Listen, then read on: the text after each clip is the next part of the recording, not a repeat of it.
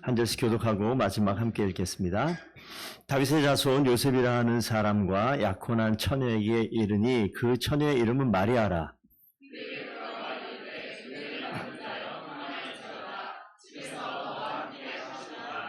처녀가 그 말을 듣고 놀라 이런 인사가 어찌함인가 생각하매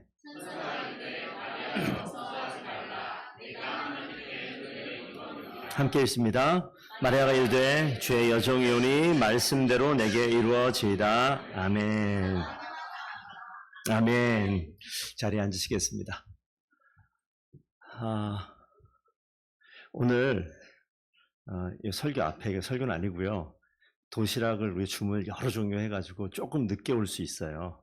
약간 12시보다. 그러면 끝나신 다음에 목장별로 이렇게 앉아 계신 게 익숙하잖아요. 그러지 마시고 좀 주변에 인사도 좀 하고 빨리 오면 빨리 밥 드시면 되고요. 그리고 자기가 주문한 거 아닌 것을 드시면 안 되겠습니다.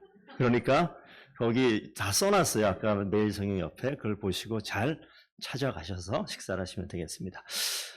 오늘 말씀은요. 성탄절을 맞이해서 오늘 이 상황들, 예수 그리스도의 탄생의 이 과정들을 보면서 오늘 두 사람이 좀 집중해서 말씀을 봤으면 좋겠습니다. 오늘 읽은 본문 가운데 주인공 한 사람이 나타나죠. 누구죠?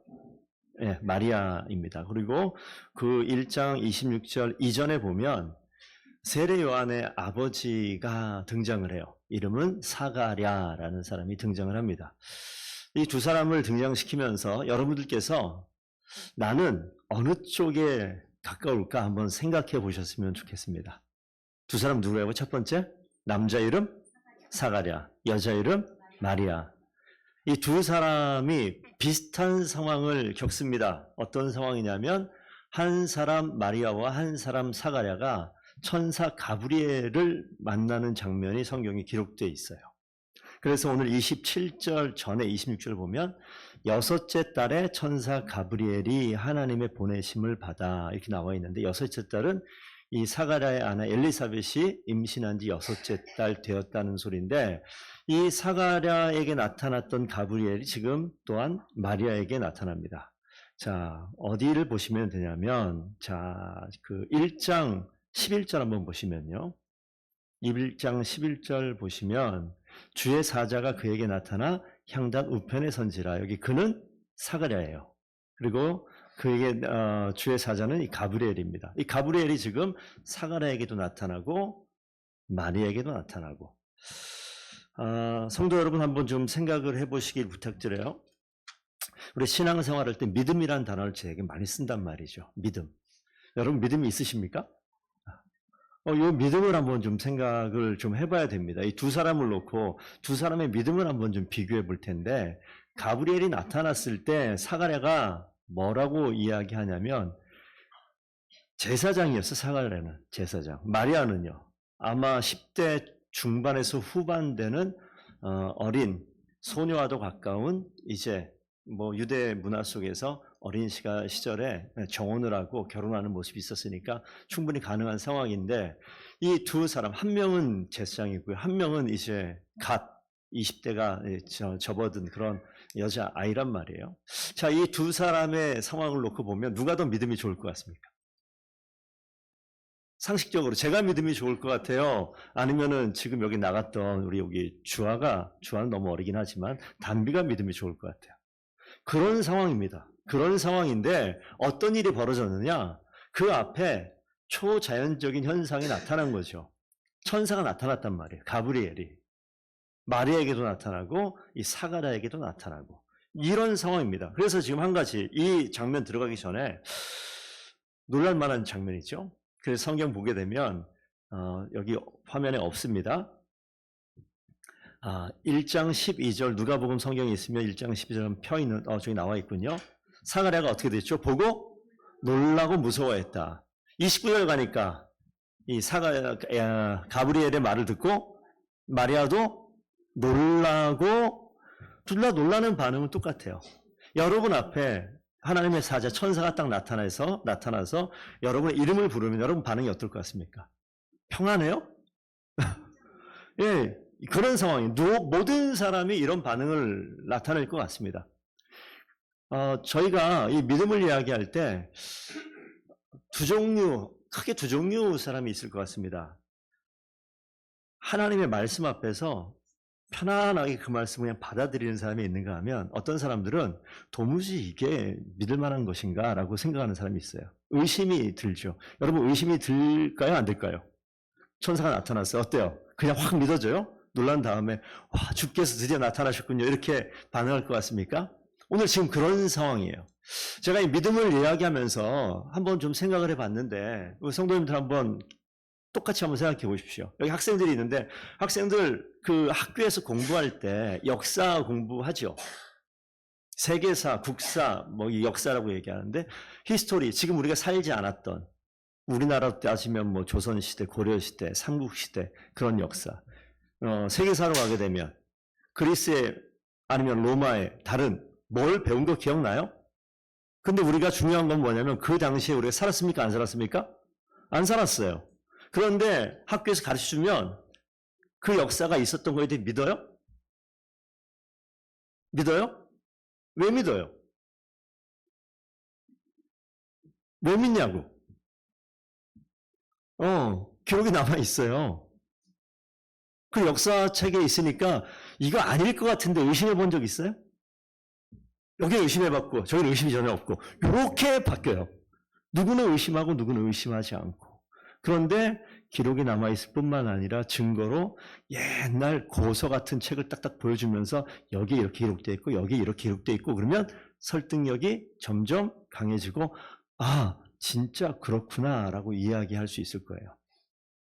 학교에서 사회에서 이 역사를 어떤 히스토리를 가지고 얘기하게 되면 증거가 있으니까 쉽게 믿는단 말이에요. 근데 교회에서 이야기하면 잘 믿어져요?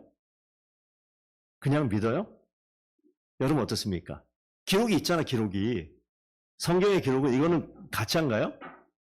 그래서 성경의 역사를 보시게 되면 복음서만 해도 예수님만 등장하는 것이 아니라 마리아만 등장하는 것이 아니라 그 시대에 있었던 역사적인 사건을 고증할 수 있는 인물들이 계속해서 나타납니다. 로마 황제 시대니까 로마 황제 이름이 나오고 분봉왕의 이름이 나오고 통치하고 있으니까 통치하고 있는 그 지역에 우리 본디오 빌라도가 하는 총독이라는 이름이 나오고 시대를 아우를 수 있고 증거가 될 만한 사람들을 언급을 한단 말이에요.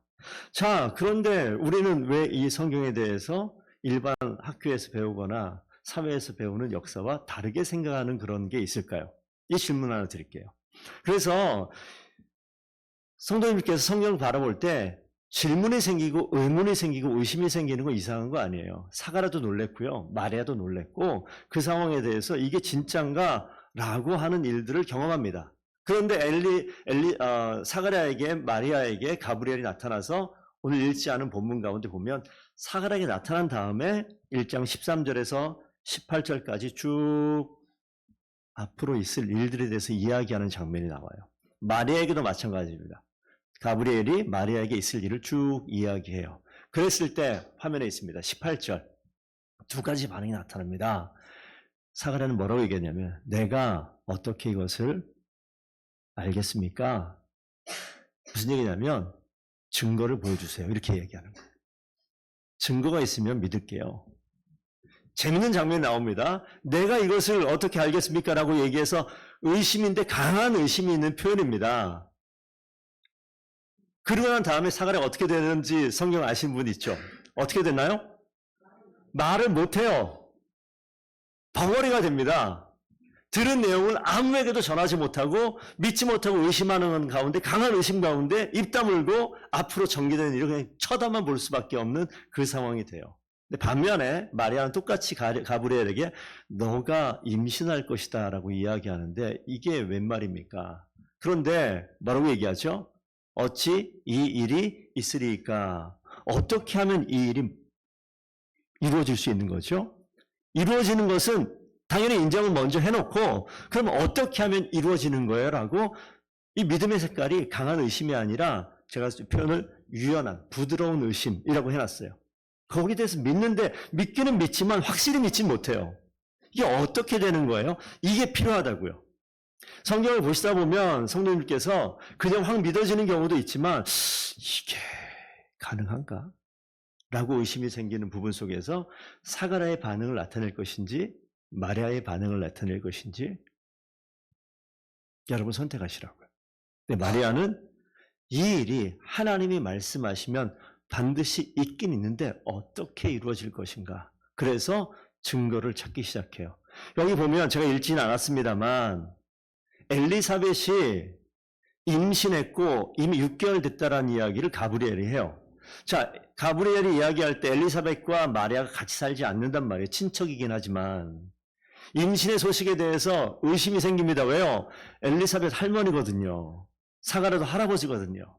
그러니까 이 두 사람이 임신할 수 없는 그런 상황인데 이 이야기를 듣자마자 어떤 일을 하느냐? 그 일 듣자마자 마리아는 빨리 39절에 나와요. 이때 마리아가 일어나 빨리 산골로 가서 유대 한 동네에 이르러 사가랴의 집에 들어가매 엘리사벳에게 문안하니 이렇게 나와요. 이게 진짜인가 하고 가보는 거예요. 나는 지금 임신했는지 안 했는지 모르겠는데 임신하겠다고 그리고 아이를 낳겠다고 이야기하니까 이게 의심이 가득하잖아요. 그런데 누가 먼저 임신했다고요? 그 할머니가 임신했다고요. 갑니다. 어떻게 이런 일이 있을까 그 방법을 찾아갑니다. 갔더니 엘리사벳을 만나죠. 만난 이후에 엘리사벳이 이 마리아를 만난 이후에 하면 안 되는, 할 수 없는 이상한 말들을 하기 시작합니다. 들어가니까 엘리사벳이 마리아를 딱 만나자마자 큰 소리로 불러 이르되 여자 중에 내가 복이 있으면 내 태중의 아이도 복이 있도다. 이 말이 됩니까? 처음 만났잖아요. 그런데 뭐라고 얘기해요? 내 태중의 아이가 복이 있도다. 나 지금 임신했는지 안 했는지 물론 가브리엘이 얘기했지만 이걸 어떻게 알아요? 자, 여기서 우리 성도님들이 꼭 하나 기억합시다. 이 믿음은 우리 신앙생활하는 데 있어서 믿음은 참 어려워요. 왜 어렵냐? 믿음은 내가 의지를 가지고 믿어야 되겠다고 해서 믿어지는 게 아니기 때문에 그렇습니다. 다시요. 믿음은요, 내가 믿어야지 한다고 믿어지는 게 아니에요. 성경의 믿음은 그렇습니다. 그래서 이 주보를 잘 참조해 주시면 좋겠습니다. 참된 믿음이 어려운 이유가 한 가지 있는데 내 인생의 주인이 내가 아닌 것을 여러분 고백할 수 있겠습니까? 이 고백이 되어지면 그 다음부터는 우리 인생이 바뀌기 시작해요. 내 인생의 주인이 내가 아니다라고 고백하는 그 순간부터 우리 인생은 바뀌기 시작해요. 사람 간의 관계에서도 마찬가지예요. 내 인생이 내가 주인 아니다라고 고백하게 되면 거기부터 인생 바뀌어요. 내가 내 인생 주인으로 살았잖아요. 그러다가 20년, 30년 살다가 한 여자와 한 남자를 만납니다. 그리고 결혼을 해요. 그러면 어떤 고백이 있으면 평안하고 평탄하게 행복하게 사느냐? 더 이상 이 순간부터 내 인생의 주인은 누구다? 따라해 봅시다. 우리 아내들, 내 인생의 주인은 남편입니다. 따라해 봅시다. 시작. 내 인생의 주인은 남편입니다. 예.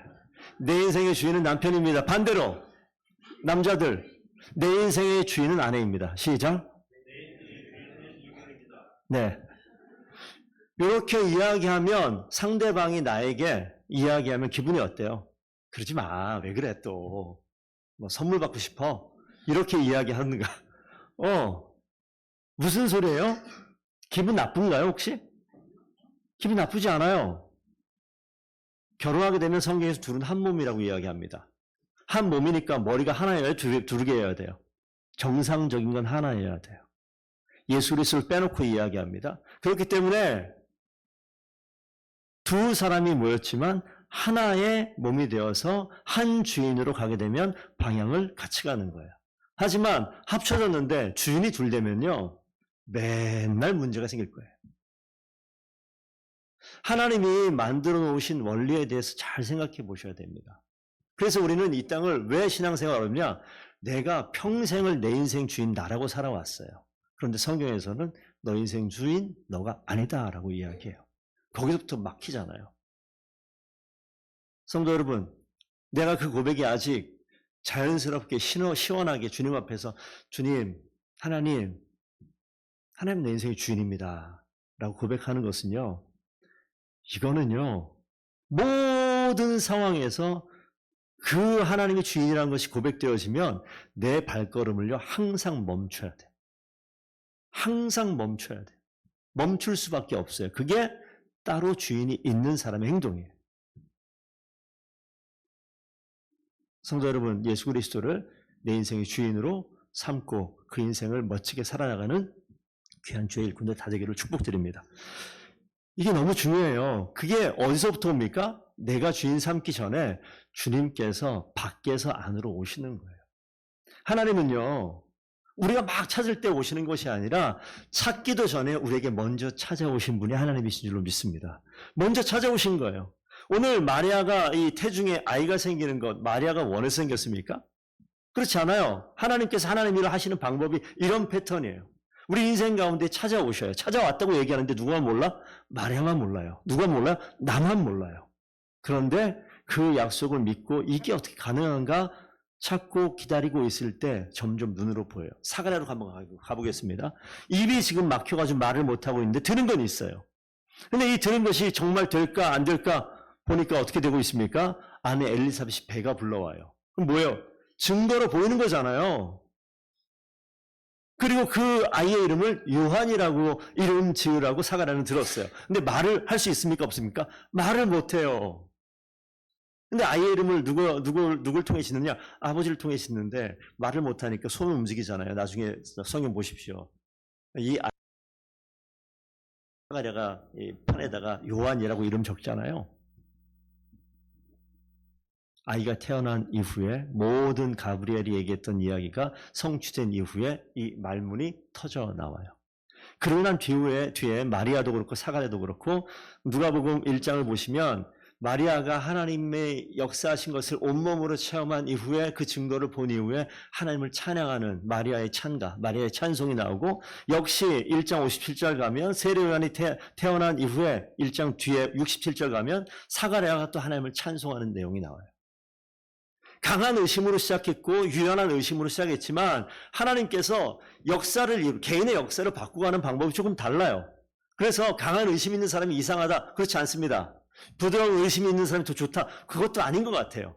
하나님께서 의심으로 이 말씀 가운데 하나님의 일하심 가운데 부딪혀 있지만 하나님께서는 때가 되면 그 의심을 바꾸셔서 주님을 찬양하는 입술로 바꾸게 하는 것이 하나님의 일하심인 줄로 믿습니다. 그렇기 때문에 지금 혹시 사가랴와 같은 강한 의심이 있은 성도님들 실망하지 마세요. 하나님이요, 여러분 입술을 확 다물어서 말을 못하게 할지도 몰라요. 그리고 인정할 수밖에 없는 그 순간에 입술이 열리게 만드는 일을 하실 겁니다. 그러니까 하나님께서 내 인생 가운데 먼저 찾아오셨다고요. 우리는 예수 그리스도를 스스로 믿을 능력이 없어요. 찾을 방법도 없습니다. 그래서 우리 기독교의 신앙을 보고 오늘 성경을 보시게 되면 하나님이 먼저 찾아오세요. 하나님이 먼저 찾아서 내가 찾지도 않았을 때 하나님이 먼저 맨 앞줄에 있는 우리 테리에게 찾아가실 거예요. 하나님께서 먼저 우리 은성에게 찾아갈 거예요. 하나님께서 먼저 이 자리에 없는 우리 자녀들에게 찾아가실 거예요. 그럴 때 어떻게 됩니까? 의심이 있죠.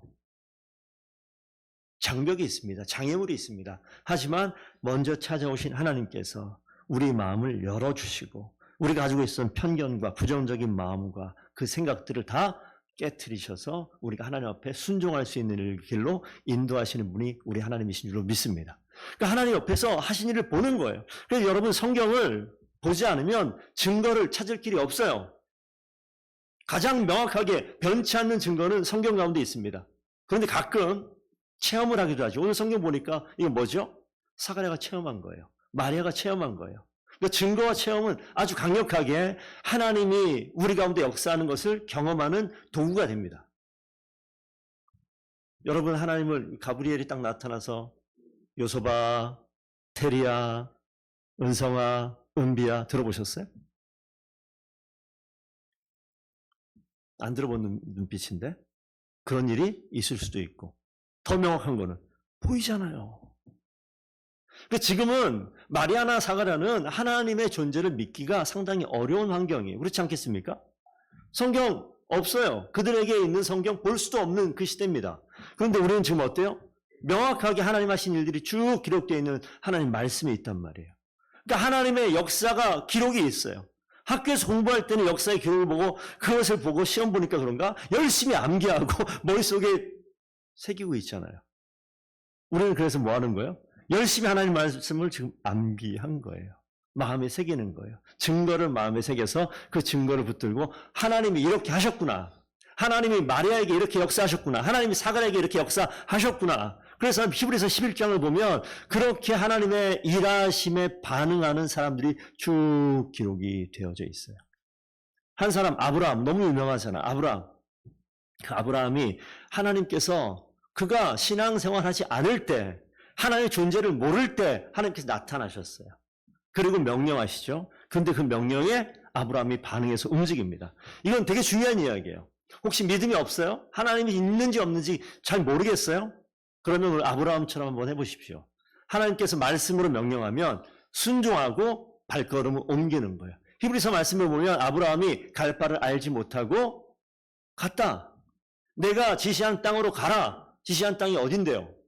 그냥 가라. 그럼 가요. 거기가 어디냐? 가나안이에요. 그러니까 이 신앙이 없던 아브라함이 하나님 말씀하실 때 의심이 있겠죠. 손해가 있겠죠. 어려움이 있겠죠. 가나안 땅 갔다가 성경을 잘 보시면 창세기 12장 보시면 가나안 땅 하나님 약속해서 명령해서 갔어요. 가면 거기서 뭐가 다 잘 돼야죠. 근데 가나안 땅 가가지고 그 땅에 기근이 있다라고 기록돼요. 기근이 있다. 하나님의 큰 그림이 있어요. 큰 그림이. 기근이 있으니까 가짜인가? 아닌가? 잘못인가? 하나님 이거 제대로 아닌 거 아니야? 내가 속은 거 아니야? 라고 의심할 수 있는 시간이 있어요. 그런데 그 땅으로 다시 한번 돌아와서 이게 진짜구나라고 다시 고백하는 그 순간이 있게 된단 말이에요. 여러분 신앙생활 하는데 여러분 모든 게 평탄합니까? 어렵지 않아요? 아, 기독교가 가짜인가? 이런 생각 안 해보셨어요? 절로 한번 가야 되나? 천주교 좀 들렀다가 다시 한번 와볼까?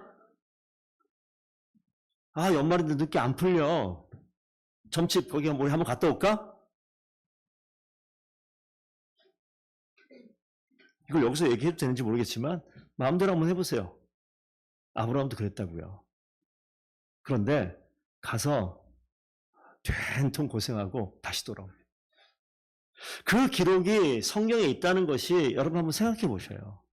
내가 경험해야 될, 내가 밟아야 될 전철을 이미 다 기록해 놓고 내가 고통당할 수 있을 만한 사건들을 미리 성경에 기록해 놓고 보시면 야, 이 아브라함이 하나님과 딱 나갔다.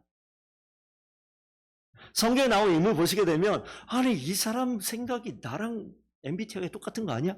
이런 생각이 들 만큼 비슷한 사람이 등장한단 말이에요. 왜 그럴까요? 그 하나님의 역사의 기록을 보고 그 증거들을 통해서 우리가 우리의 삶을 바꾸는 거예요. 그들의 고백이 마지막에 어떻게 바뀝니까? 주는 여호와이십니다. 주는 나의 하나님이십니다. 바뀌어 나가는 거예요. 내 인생에 찾아왔다고 느꼈는데 이거 그냥 찾아온 게 아니라 진짜 하나님이시군요. 진짜 당신이 나의 주인입니다. 라고 고백하는 것이 고백되어질 때까지 하나님께서 이끌어 가셔요. 그래서 신앙은 순복하는 거예요. 흥정하는 게 아니에요. 우리 흥정도 많이 하죠. 하나님, 요거 이렇게 되면 내가 하나님 제대로 믿어보겠습니다. 그거 흥정하는 거잖아요. 12,000원, 10,000원 어때요?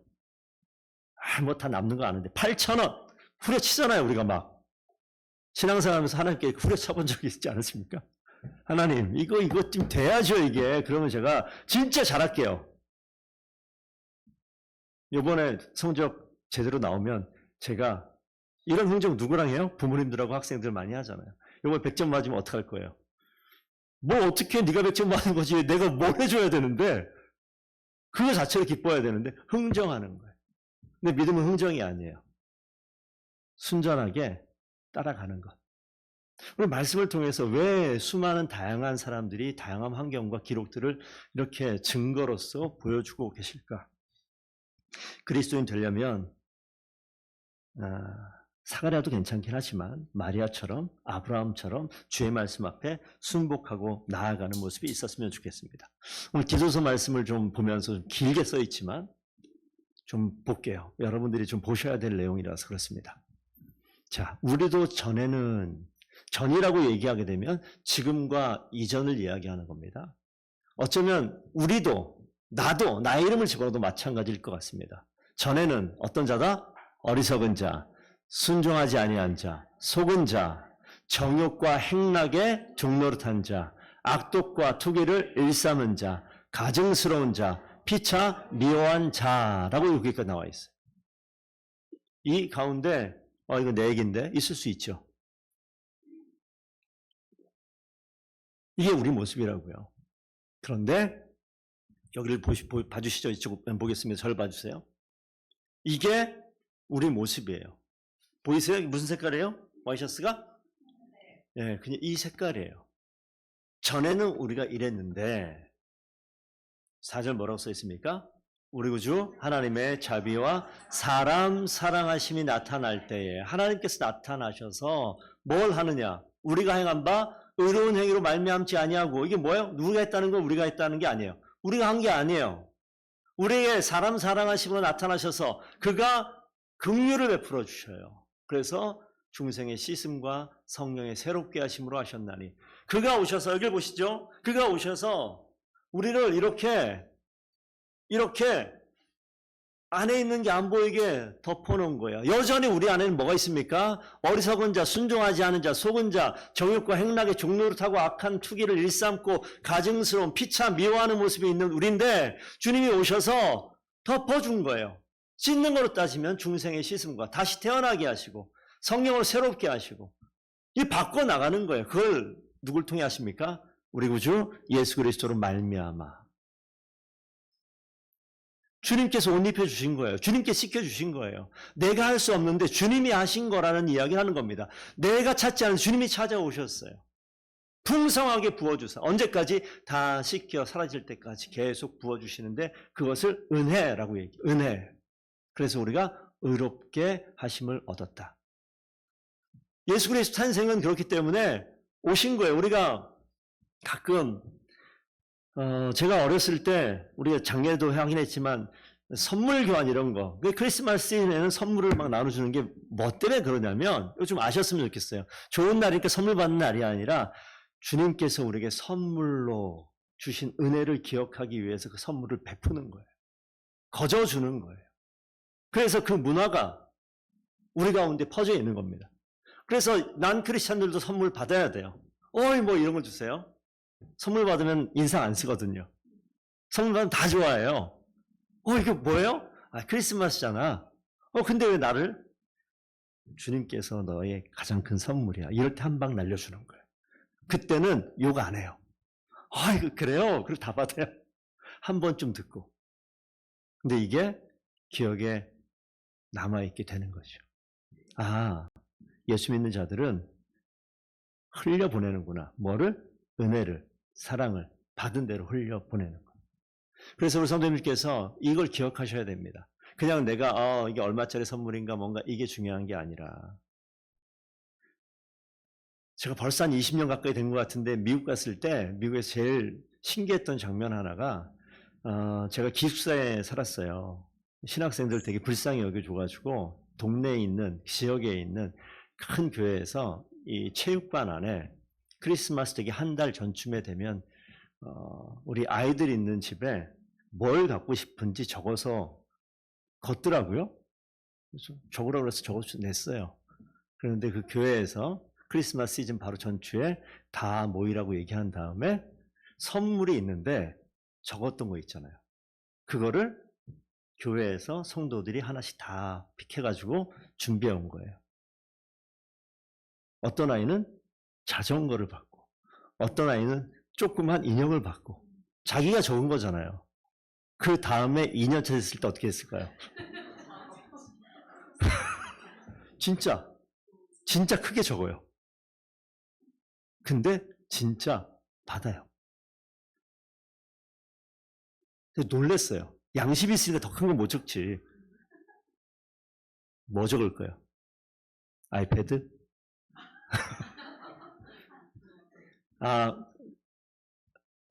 사악하면 안 되고. 근데 지금 잘 보세요. 너무 좋았는데, 저는 약간 문화 충격. 그리고 교회 와서 그걸 하고 싶었어요. 한국에 와서. 예전 청년 때, 그래서 그런 걸 한번 해봤습니다. 고원 가가지고, 아이들 받고 싶은 거, 될 수 있으면 해주려고. 네, 못했어요. 애들이 너무 사악해서. 살 수 있는 돈이 아니야. 예. 지금 무슨 얘기하고 싶으냐면, 그래서 교회마다 심지어 마트를 갔는데 우리 같으면 어떤 큰 대형 할인 매장 이런 데 같을 겁니다. 앞에 크리스마스 트리가 있어요. 그리고 그 앞에 앉아있는 사람이 구세군이었었는데 앉아서 이렇게 이 종이에 적는 게 있어요. 선물 받고 싶은 거 적어 놓으래요. 적고 올려놓으면, 걸어놓으면 그걸 진짜 해가지고 선물을 준비해서 나눠주는 거예요. 이런 문화가 우리 가운데 좀 있으면 어떨까 생각을 좀 해봅니다. 그래서 우리 교회 내에서 뿐만이 아니라, 이건 교회가 하는 게 아니라 교회 밖으로 흘러가는 어떤 사회 문화가 되어 있는 그 모습 보면서, 따라가려면 한참 멀었겠다라는 생각을 좀 해봤어요. 이게 왜 나타나느냐? 주님께서 우리에게 선물 주실 때, 영원한 생명을 선물 주실 때 어떤 조건이 없어요. 먼저 찾아오셔서 주님 앞에 가까이 의심을 가지고 가죠. 어떻게 해결할 수 없는 문제를 가지고 가죠. 그런데 주님께서 그걸 보시고 그 자리에서 순복하는 한 사람 한 사람에게 하나님의 일하심을 베풀어 주는 은혜를 분명히 일하시죠. 그래서 여기 보시게 되면 전에 있었던, 우리가 맨 처음에 이 땅 가운데 태어난 우리가 온전한 하나님의 형상으로 지음받아 태어나야 맞죠. 근데 세상이 죄악 가운데 물들어 있습니다. 그래서 온전하게 태어난 아이가 흠도 없고 점도 없고 정말 깨끗한 것 같지만 세상에 사는 동안에 다 저렇게 돼요. 어리석고 순종하지 않고 속이는 자, 정욕과 향락에 막 물든 이런 모습으로 다 바뀌어가요. 내 속마음에 그런 게 있습니다. 그런데 하나님께서 뭐 하시느냐? 다시 지으시는 거예요. 다시 지으시는 거예요. 십자가 은혜로 다시 지으는 거예요. 그래서 우리 성도님들, 우리 학생들 꼭 기억하십시오. 주님 앞에 조금의 의심이 있어도 상관없어요. 큰 의심이 있어도 상관없습니다. 주님 앞에 나가셔서 하나님께서 내 인생을 바꾸실 거라는 분명한 확신 가운데 하나님이 어떻게 일하실까? 말씀 통해 보고 그 증거를 살피고 이 가운데 순종하게 될 때 하나님이 내 인생 가운데 역사하는 놀라운 은혜를 반드시 보게 될 줄로 믿습니다. 그래서 우리 모든 성도들께서 하나님이 맨 마지막 볼까요? 영생의 소망을 따라 상속자가 되게 하려 하십니다. 상속자예요, 상속자. 우리는 상속자입니다. 한번 따라해 봅시다. 우리는 상속자입니다.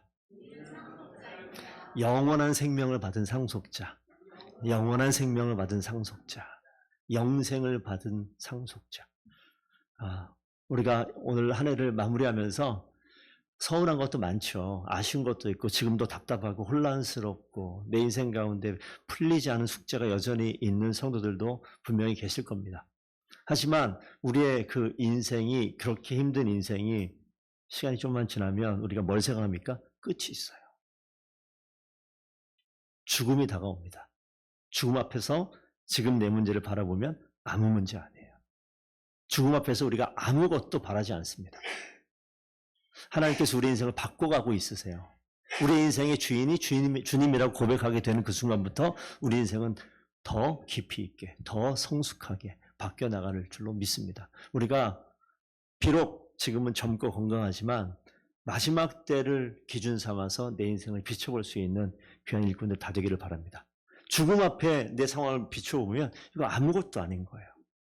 더욱더 이 모든 상황을 바꿔가실 우리 하나님을 붙들고 하나님, 내가 끝까지 이 길을 갑니다. 하나님 인도하여 주옵소서. 이런 마음을 가지고 우리 인생을 멋지게 살아가는 크리스마스 시즌 되기를 축복드립니다. 기도하겠습니다.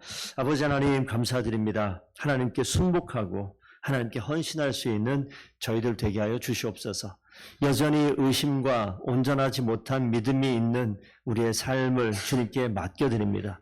그리고 우리에게 증거로 약속으로 주신 생명의 말씀을 통하여 주님을 더 신뢰하며 믿고 믿음으로 견고히 서기를 원하오니 하나님 동행하여 주시옵소서. 함께하여 주시옵소서. 다시 새롭게 온전하게 주님께서 지어주시기를 간절히 소원합니다. 하나님 역사하여 주시옵소서. 감사하며 예수님 이름으로 기도드리옵나이다. 아멘.